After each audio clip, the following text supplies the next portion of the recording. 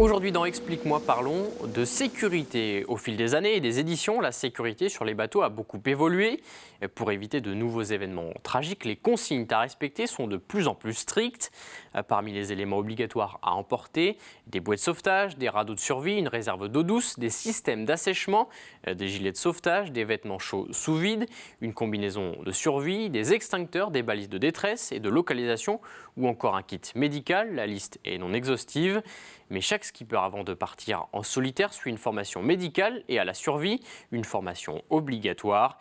Étienne Saïz, responsable sportif du team Vendée Formation, nous explique les 3 éléments de sécurité les plus importants sur un IMOCA. Pour tous les marins, c'est le gilet de sauvetage, c'est la flottaison. C'est-à-dire que le temps passé dans l'eau avec une flottaison ou sans flottaison, c'est du simple au sextuple. Enfin, là, il n'y a pas photo, donc ça c'est quand même le premier élément. Le deuxième élément, c'est la balise de détresse.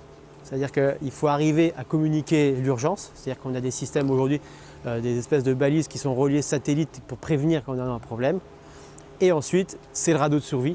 C'est-à-dire qu'il y a un radeau en fait, qui est à l'intérieur, à l'arrière du bateau, qu'on gonfle et qu'on peut quitter le navire tout en ayant une flottaison. C'est-à-dire qu'on est à l'abri, on peut passer encore du temps, je dirais, sur l'eau grâce à ce radeau de survie. C'est la fin de cet épisode, on se retrouve très bientôt.